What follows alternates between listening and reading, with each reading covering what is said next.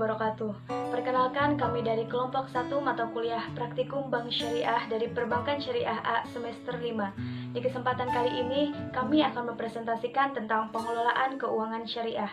Sebelumnya, perkenalkan, nama saya Via Nurianti, NIM 1808203003, selaku moderator dalam diskusi kali ini. Tentunya di sini saya tidak sendiri.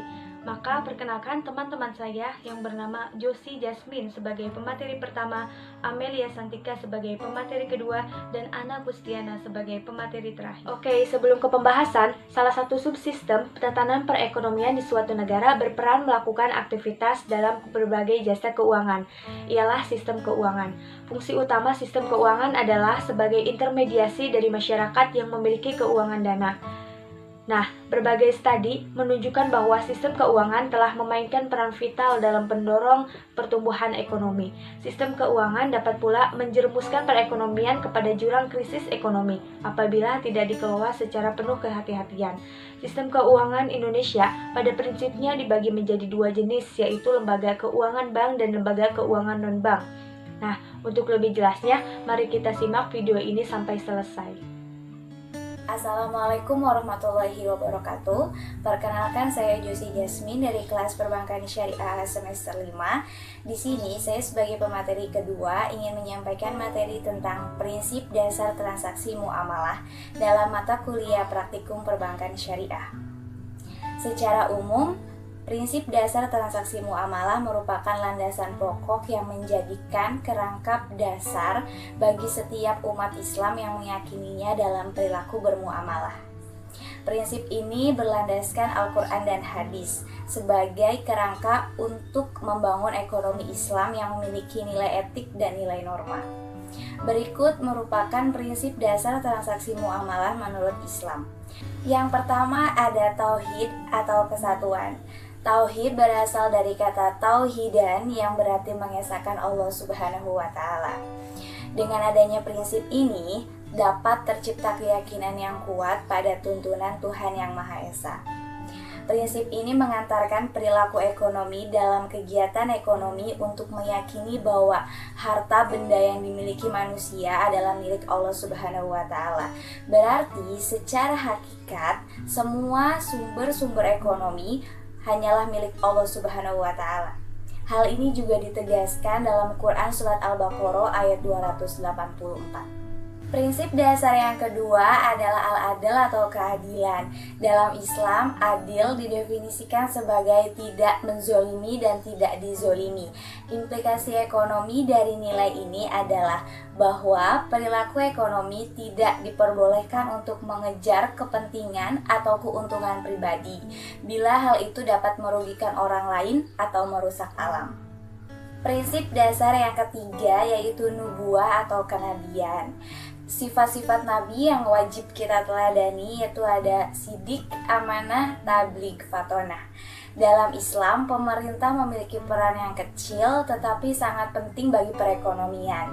Peran utamanya adalah untuk menjamin perekonomian agar tetap sesuai dengan ajaran syariah dan untuk memastikan supaya tidak terjadi pelanggaran-pelanggaran atas hak-hak manusia.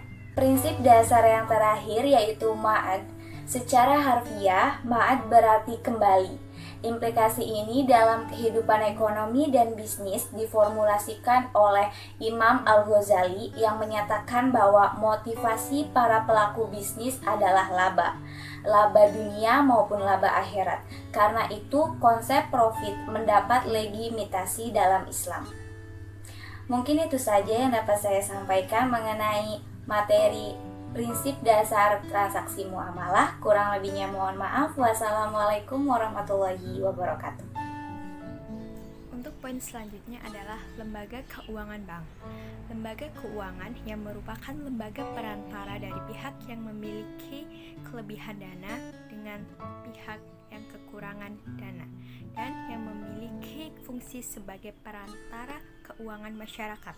Menurut Kamus Besar Bahasa Indonesia, bank adalah lembaga keuangan yang usaha pokoknya memberikan kredit dan jasa di lalu lintas pembayaran dan peredaran uang. Lembaga keuangan bank terbagi menjadi 3. Yang pertama, ada bank sentral. Menurut Undang-Undang Nomor 13 Tahun 1968, Bank Sentral mempunyai tugas sebagai mengatur peredaran uang, pergerakan dana-dana, mengatur perbankan, mengatur perkreditan, menjaga stabilitas mata uang, mengajukan percetakan atau penambahan mata uang rupiah sebagai pusat dari seluruh bank yang ada di Indonesia. Yang kedua ada bank umum. Bank umum adalah bank yang melaksanakan kegiatan usahanya secara konvensional dan menerapkan prinsip syariah, yang dalam kegiatannya memberikan jasa dalam lalu lintas pembayarannya.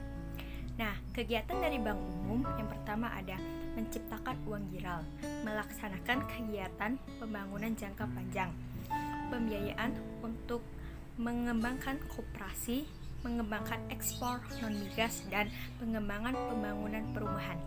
Dan yang ketiga ada Bank Perkreditan Rakyat atau BPR.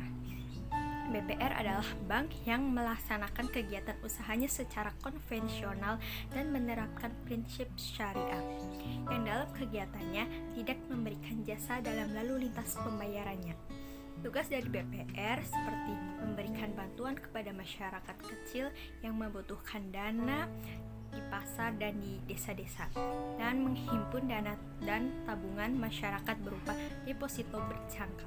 Saya Ana Kustiana sebagai pemateri ketiga NIM 1808203033. Sebelumnya telah dijelaskan oleh saudari Amelia Santika tentang lembaga keuangan bank. Nah, di sini saya akan menjelaskan tentang lembaga keuangan non-bank. Apa sih itu lembaga keuangan non-bank? Lembaga keuangan non-bank yaitu semua badan dalam kegiatannya itu di bidang keuangan, baik secara langsung ataupun tidak langsung menghimpun dana masyarakat dalam bentuk surat berharga yang akan disalurkan kepada masyarakat. Lembaga keuangan non-bank ini berdiri pada tahun 1972 di Indonesia, yang bertujuan untuk mendorong perkembangan pasar modal serta membantu permodalan perusahaan-perusahaan ekonomi rendah di Indonesia. Adapun jenis-jenis dari lembaga keuangan non-bank yaitu asuransi, dana pensiun, koperasi simpan pinjam, pasar modal, perusahaan anjak piutang, perusahaan modal ventura, perusahaan pegadaian, perusahaan perkreditan, dan masih banyak yang lainnya. Baik, saya akan menjelaskan sedikit dua jenis dari perusahaan lembaga keuangan non-bank. Yang pertama yaitu adanya asuransi. Asuransi di sini itu bergerak dalam bidang pertanggungan. Contohnya itu ada asuransi kesehatan, asuransi jiwa, asuransi kendaraan, dan masih banyak yang lainnya.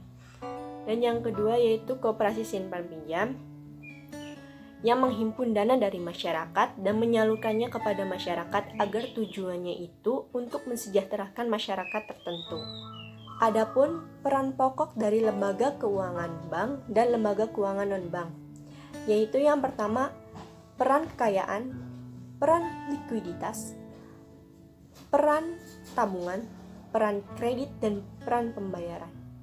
Nah, peran pokok penting itu sama saja dilakukan dalam kegiatan lembaga keuangan bank dan lembaga keuangan non-bank. Nah, bagaimana sudah pahamkan mengenai pembahasan seputar tadi? Nah, jadi pada intinya, prinsip dasar muamalah secara umum merupakan landasan pokok yang menjadikan kerangka pedoman dasar bagi setiap muslim yang meyakininya dalam perilaku muamalah. Pedoman ini berlandaskan Al-Quran dan Al-Hadis sebagai rangka bangun ekonomi Islam yang memiliki nilai etik dan nilai norma.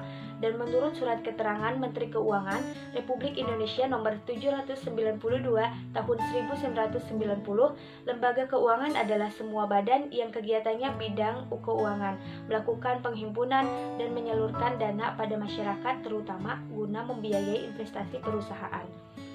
Oke, demikian yang dapat kami sampaikan. Semoga bermanfaat dan kurang lebihnya mohon maaf. Wassalamualaikum warahmatullahi wabarakatuh.